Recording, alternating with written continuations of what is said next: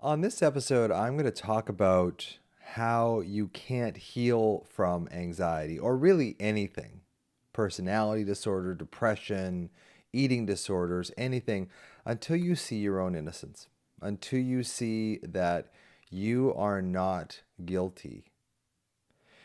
You grew up in an environment where you didn't get your needs met. And I don't want to sound like it's, oh, you poor you or whatever, but basically, you grew up as a sensitive person who didn't get their needs met. And what human beings do when they don't get their needs met is they find ways, usually maladaptive ways, of getting their needs met.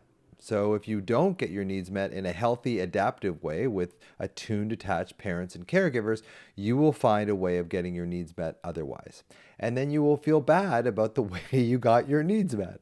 And I run into this quite a bit with my female clients who wound up having sex too young, 12, 13, 14 years old, even younger than that sometimes.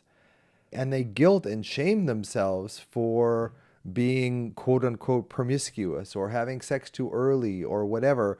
And they guilt and blame and shame themselves for the rest of their lives when really, if they were getting their needs met at home in a caring, loving, attached family, they wouldn't feel the need to go out and get their physical, emotional needs met in a maladaptive way. And women hold a tremendous amount of guilt over that. And some men too.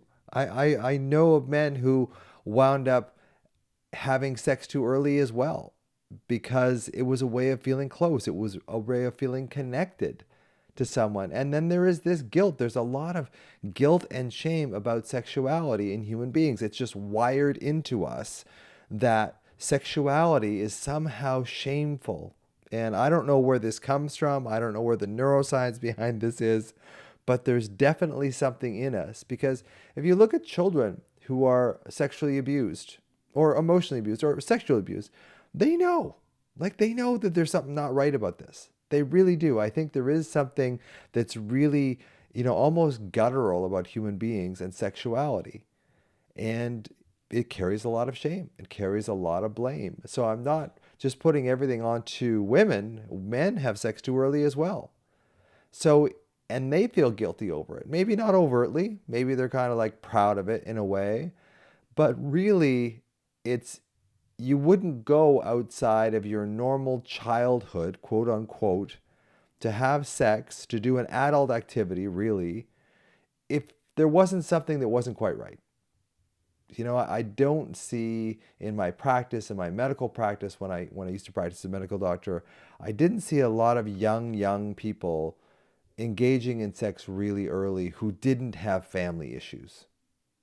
I did see quite a few people engage in sex really early who did have family issues, who had an alcoholic parent or an abusive parent. So I don't want to jump out of the gate right onto sex right off the bat, but it is one of the things that human beings feel the most guilt and shame about. And one of the things that I put in my book and one of the acronyms that jabs, creating these jabs at ourselves, judgment, self-judgment, abandonment, self-blame, and self-shame, jabs, judgment, abandonment, blame, and shame. And we do these things because we don't get our needs met as children. We start doing things that we're not proud of in a way just to get those needs met. We'll find a way. Kids are very industrious about finding a way of getting their needs met. And this is what I'm saying about if you can't see your innocence in that, if you can't see that you were an innocent being, an innocent, authentic being who had to go outside of the normal adaptive ways of getting your needs met as a child because, say, your parents weren't around. Say you were a latchkey kid. Say your father was an alcoholic and you didn't really feel like you were connected to him. Say you had a parental mismatch where you really didn't feel like you were part of your family. There's a number of cases that I see of one kid in the family who feels completely isolated and the other kid feels okay. And that kid who feels isolated is generally the most sensitive kid in the family. There's a saying that I love, which is the trauma and drama of a family will land squarely in the heart of its most sensitive child. And I think that's what happens to us. I think we were born sensitive. Everybody that I see with chronic anxiety, virtually everyone that I see, is born a sensitive individual. And I do think sensitivity is genetic. I think it is part of our temperament, and I think it is genetic. So we are genetically just really, really sensitive people, and some more sensitive than others. Like I look at my wife Cynthia, and we have to have every light out in the bedroom at night to sleep. I can't have my computer on. She'll spot it. Like she'll spot it like 15 minutes in the lights out. It's like there's something communicating with Mars is what she'll say in the corner, which is her speak for there's a light on somewhere. Now I can't really see it because it doesn't bother me, but light really bothers her. She's a very sensitive person. So I think we're all born sensitive as human beings. It's just naturally how we are. But some of us are born more sensitive than others. And those of us who are born more sensitive, if we are raised in a loving, caring, nurturing environment, we'll do fine. We won't feel the need to go outside of our family of origin for our attachment needs. At least initially, at least, before like 15 years old. Now, if we don't get our needs met as children, we will start acting out. We will start looking for ways of getting attention that may not be healthy for us. We will start moving into addictions, drinking too early, taking drugs too early, smoking, marijuana. Now, I don't want to sound like, the parental action league here, like, don't be smoking the marijuana. But it's really important to understand that if you got your needs met as a child, you wouldn't have had to do all these things that you now, to this day, blame and shame yourself for. I want to say that again because it's really important. If you got your needs met as a child, and just good enough, they didn't have to be fantastic, but if you got your needs met as a child, you wouldn't feel the need to go out and do these things that you blame and shame yourself to this day. And once you do shame yourself to this day, it creates a tremendous amount of alarm in your system. You're split from the inside. My mentor in developmental psychology, Gordon Neufeld, says that all anxiety is separation anxiety. And I add on to that it's mostly separation from yourself, because when you judge yourself, you essentially abandon yourself. You blame yourself, you shame yourself, you split internally. So your authentic self that you would have formed into had you had your needs met appropriately didn't form. So you form into what I call a reactive self. So because I didn't get my needs met through my dad, or I couldn't trust my love for him, I learned how to withdraw. I learned how to not trust love and not be as connected to other people as I would have liked to be. And that went through most of my whole adult life, that I was afraid of love and connection, because I would have this loving connection with my father, who was a very loving, caring individual, but then he would go crazy. Then he would lose his mind. He would go manic or schizophrenic or whatever, and I would lose him. So the message I got in my little mind was, it's not safe to love someone, because you will either lose them or you will watch them in excruciating pain. And I did watch my dad in excruciating pain, especially later on in life, when I was in my early 20s and he was close to suicide and he eventually did commit suicide when I was 26 and he was 52.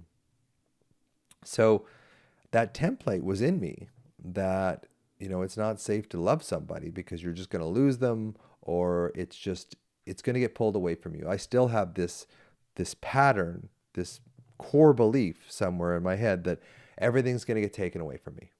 Everything's going to get taken away from you. And it's not a very nice way of living through life. Now, in the last few years, I've certainly started to see that there's abundance in my life. There's things that are great that are happening.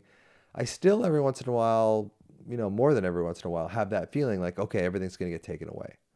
And this comes from just not being secure as a child, not having that secure love with my dad when I was younger. So I always have this sense that the rug's going to get pulled out from under me. And I think a lot of us have that. A lot of us with anxiety do have that sense that there was some inconsistency in our parenting. We couldn't trust love a lot of times. So when you can't trust love, you basically are completely lost, because love and connection is really the fuel that we need to live our lives and feel like we're being fulfilled, feel that we're happy. And I see this so often with my patients and just people in general, even my friends, that if you don't get those early needs met, or you have a big trauma, a few of my friends have had big traumas when they were younger, and that stayed with them. And they became a reactive self. They became a defensive self rather than being, I mean, the offensive self. That would be the flip side of that. Don't be a defensive self, be an offensive self. Well, I don't mean to go quite that far, but just having confidence in life, just being able to know that things will turn out safely, as they mostly do. We just don't see it, and we form this frame of reference around that things are unsafe, because to keep ourselves safe when there was trauma in childhood, we would have to focus on the negative. We would have to focus on the potential bad stuff. But it becomes a way of life, and Freud called it the repetition compulsion. What is normal for you, what is familiar to you in your childhood, you will unconsciously replicate that in your adulthood. So I would see in my family practice, say a family who of alcoholics, and who would find other alcoholics to become partnered with. So a woman who was the daughter of two alcoholics picked an alcoholic partner. Not on purpose, but I think we do this unconsciously. So I ask people all the time, what was normal? What was familiar to you in childhood? And how are you unconsciously replicating? How is that you leaning into that? How are you sort of unconsciously going towards that in your adulthood? Because we all do it. For me, I tend to, not so much anymore, but I tend to create chaos in my life. I tend to take on too much. I tend to create and overdrive my vision, drive myself harder than I really should. Now, I'm getting better at this. Yes and no. I'm getting better at this in general, but chaos was normal for me in my childhood. Chaos was normal. So I've unconsciously replicated that chaos in my adulthood. Now, that's the reason why I've been divorced twice. And there's a whole bunch of reasons how I create chaos in my life. Now, I don't do it so much anymore. I mean, I'm older now, so that's one way of it. But in general, I just ask people, like, what was familiar to you in childhood? And take a second to go, how is that showing up in my life today? So for me, because I couldn't trust the love of my dad, I have this thing with Cynthia every once in a while. It's like, I don't know if I can really trust you. Now I know that I can consciously. Of course I can. We've been together 10 years now. But unconsciously, there's always that sense like, are you going to leave me? Are you going to treat me badly? Now she's never left me. She's never treated me badly. But there is that sense that when we get molded as children, we mold into this reactive self. Now we can change that reactive self into a more authentic self, which is basically what I'm trying to do with my teachings of people, is that can we be aware of our tendencies, and when we see it, we don't have to be it. So when I see myself being hard on myself, or when I see myself, someone's asking me to do something else, another task or whatever, I can kind of say, no, I can't do that until September. Whereas before, I just would have packed it all on because chaos was familiar to me. So what's familiar to you? And what are you still blaming yourself for from your childhood?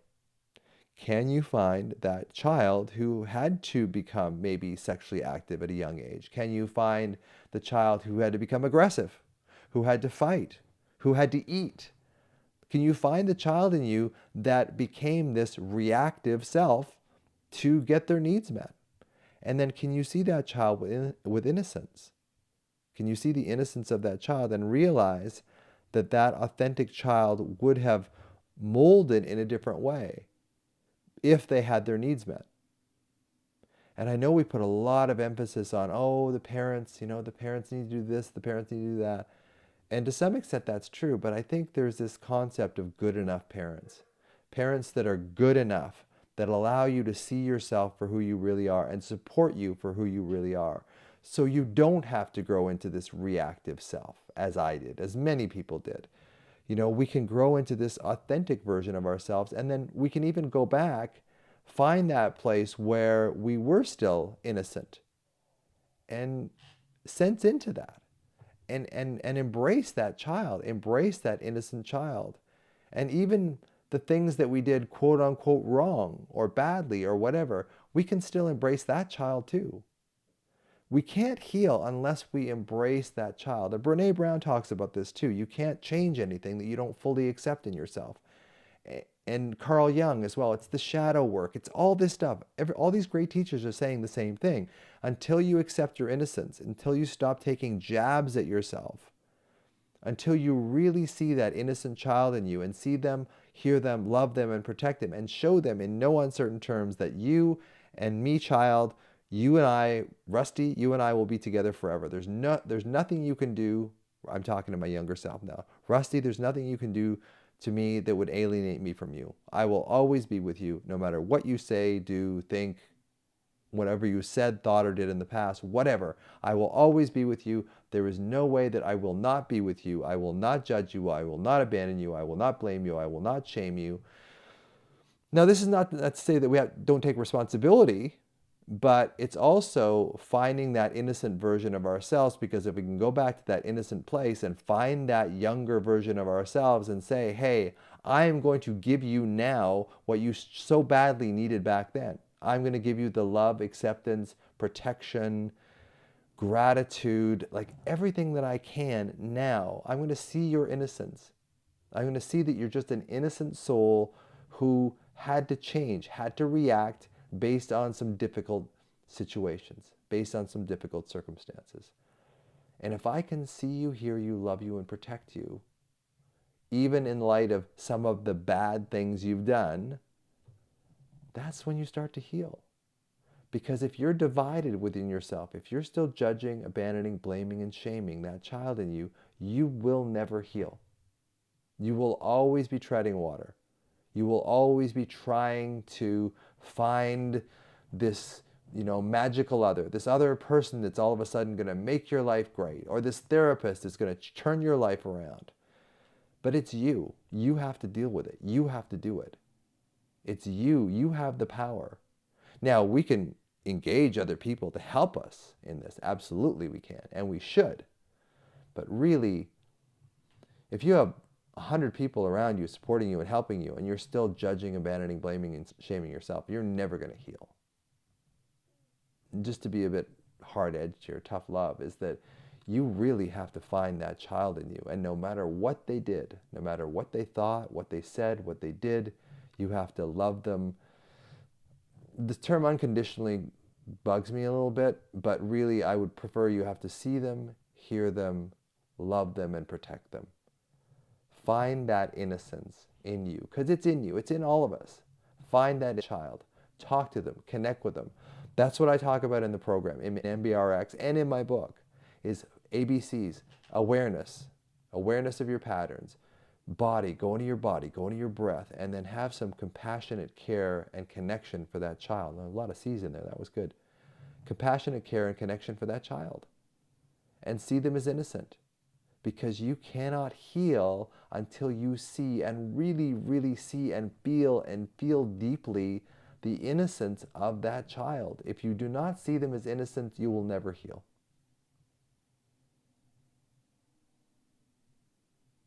Big pause there for a reason.